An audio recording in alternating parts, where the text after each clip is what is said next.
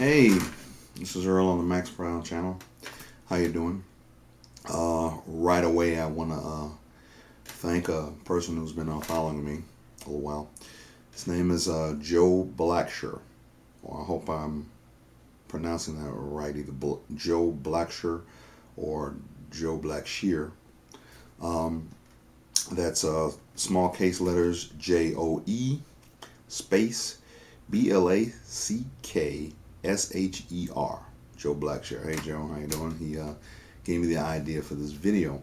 We were discussing on YouTube line um, bass strings and how a lot of bass strings don't sound the same way on different basses. Of course, um, somebody might come to you and say, "Hey man, the best strings are these strings. Get these, put them on your bass, and hey, great. You have a good time, sound great, last long."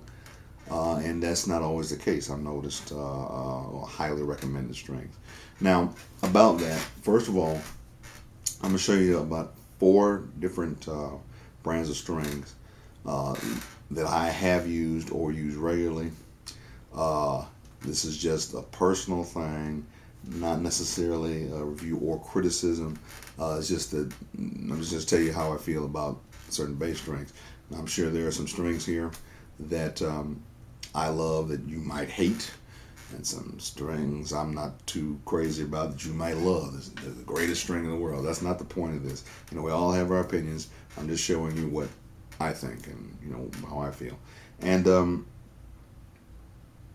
the one string, bass string that I've been using for a while now, that seems to cover all my basses pretty well, be it a jazz bass, precision bass, or anything. Probably might even sound good on a acoustic Beatle bass or something like that. Is the Turnball Cobalt series strings. Turnball Slinky Cobalt bass strings. These are light gauge, gauge 40 to 95, and I've had a good time with these. And which will bring me to my next string, stop phone. In a minute, these have been great. A little more expensive than the average strings that I've been using for years, and I'll get to those in a minute. Like I said, these are great for me. I've tried, like I said, these on just about any of my basses, and it's usually the same response. Okay, I didn't really get any really distinctive difference in what bass to put them on. These are overall, so far for me, the best strings for me and the sound that I like. Totally my opinion. So if you care to check them out, they're fairly new. They haven't been around a long time. These are a new development from Ernie Ball, who, as you know, Ernie Ball's owns Music Man basses. And these are they're supposed to be some kind of cobalt coating. I really haven't gotten into it because I really didn't care all that much. I just know that they sound good, and they just really bring out the bass when you need it, and stop that phone. The bass when you need it, and even the light thumpy part when you need it. It's just a really kind of like a bass baritone string that really gives you a nice sound, in my opinion. Now, I'm sure there's going to be different opinions out there. Write to me, tell me what you feel about the Cobalt series. And I do like light gauge. I like close action and the lightest gauge possible without a lot of buzz. I know sometimes you can't help it when you get that close on action on most basses. And anyway, and which brings me to the next strings. You figure that the Cobalts, the Ernie Ball Cobalts, had to have impressed me very much because I'm 51 now. Since the age of 17, 18, when I was in high school, I always used nothing. I mean nothing but Rotosound. Rotosound was the string back in the day. It's still the string for a lot of people. Still a great standby. Rotosound was the one string that had this definition in it, this crispness in it. If you wanted to get a Louis Johnson type sound, if you wanted to get a Stanley Clarke sound, there was no other string at that time. We're talking about back in the late 70s. Yeah, late 70s.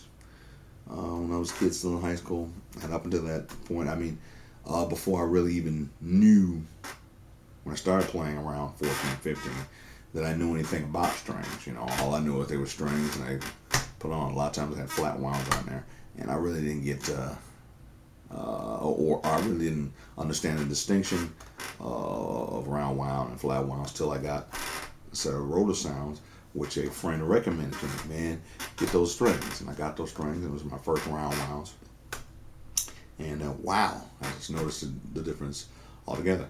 But yeah, I used rotor sounds for years, and I may still use rotor sounds, but I must, like I said, I must have been very impressed. There is a distinction between these two, and I don't know. It just seems like the Ernie Ball gave me a little much more response than the rotor sound. Now, like I said again, disclaimer, my opinion. Rotor sounds for years took care of me, my bass needs. Here's the rotor sound. Still great string. Great string. Now, these next strings are strings I've tried in the past. If back in the day when I didn't have, every once in a while I was a little broke and I didn't have the money to get some rotor sounds, I would get these, which were a little cheaper. These are GHS bass boomers. And bass boomers, I mean, they, on the long lines of rotor sound, as you can see, the same gauge, 4095, a light gauge. And the only thing with these, now I've tried to study these very closely because the word was out between us bass players back in the time in the 80s that these, even today, the bass boomers were nice and bright and then give you a nice funky sound, which is what mostly I played, funk and jazz funk. But so apparently the opinion was they didn't last very long. They didn't last as long as some of the other strings, rotor sound, Diodero, and DR. I mean, they just didn't last. They were bright for maybe a regular playing, maybe a month at the most, and then you'd have to get some more. I've come to find out after scrutinizing it, I'm having trouble believing that. I don't know, maybe, I mean, it's 2000, we're in 2000s now, maybe GSH has improved the quality of the bass string, but I really haven't noticed it. I really haven't noticed, or played them that long to really notice, strings dull out. But honestly, I was going by what other people said, he said, she said kind of stuff. And that was the reason why I was thinking that. But, after, careful scrutiny and playing, I don't see this really that much difference than any other bass string as far as lasting. I think maybe that was just an exaggerating point or whatever, or just people didn't like them and I wanted to be negative about them. You may feel different. Give me your opinions. What do you think? Do you think this string doesn't last very long? It's cheaper string? I don't think so. I think it holds up just as much as any other string. But these are the ones that I would put in number 3. I would go first Cobalt, first of all. Second, if I couldn't get any Cobalts, I'd go for the rotor sound. And this would be third if I just wanted to slap some on. Not a bad string to me. Give me your opinion. What do you think? Now, I've like tried other strings here and there with some success, some not. But these are the strings that I really used on a regular.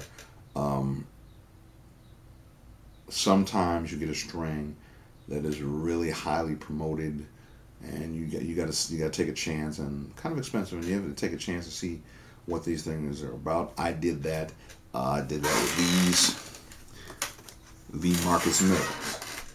Now, all praises to Marcus Miller, his style, his legend, his basses. I got one of his basses. This is supposed to be the Marcus Miller strings and the fat beams in medium gauge. I was told that this was the string, man. You get this string and you want no other. That's what I was told. Okay. I put them on a bass. I put them on a jazz. I put them on precision I didn't really get a kick out of them. Maybe it's just me. And hey, you may have tried them and they're great for you. Hey, beautiful. But for me, I took a pass on them. I invested about $35 and got some of these strings, and I don't know. Maybe I was looking for the wrong thing. Maybe whatever. But for my style, the markers. I mean, you know, if you have more of a marker style, well, maybe this string is for you. But I didn't really get it. I didn't really see other than Marcus' names here. And please don't take offense, Marcus. Please. He says, you know, the string is not for me. What can I say? But that tells you that, you know, just because it's promoted heavily and just because somebody says, yeah, these are the greatest strings in the world, you know, that doesn't mean that particular string is for you. Just like every bass is not for you, right? Now, I have been told that these are long lasting. That's the key to these.